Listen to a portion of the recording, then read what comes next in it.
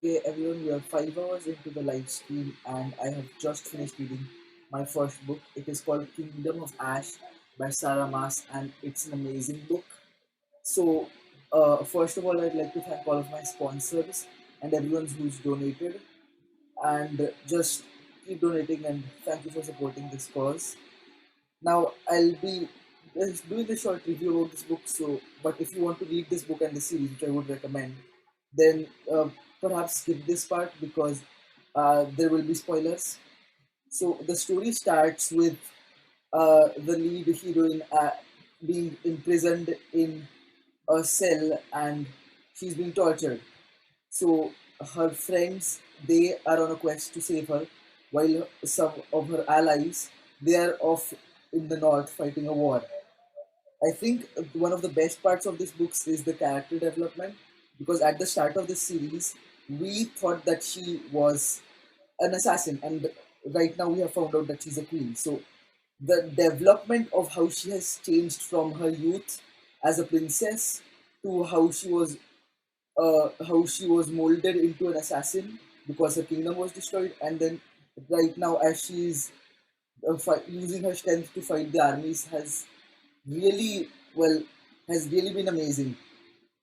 Then even the other character, another amazing thing about this book is you see the perspectives of pretty much every single character, which is a really tricky thing to pull off for an author because you you can actually feel that they're distinctly different people, that each one of them has their own feelings and their own perspectives, be there even if, and we even see the perspective of a few evil people which may seem weird, but it actually seems a bit justified of what they're doing, which is, I'd say, difficult to pull off.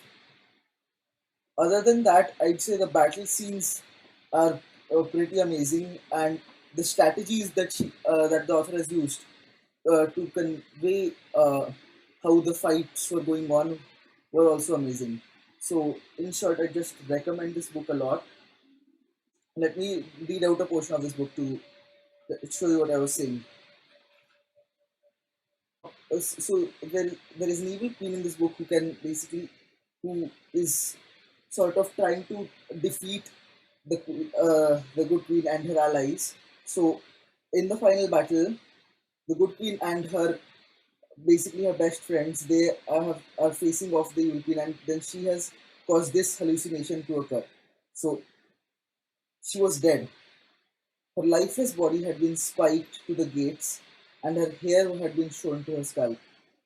Rowan knelt before the gates as the armies of Morath streaming past him. It wasn't real, it couldn't be. Yet the sun warmed his face and the reek of death filled his nose. So basically, uh, this is the perspective of the queen's husband who's basically being forced, who has this vision forced upon him, and it basically cripples him from actually being able to aid her.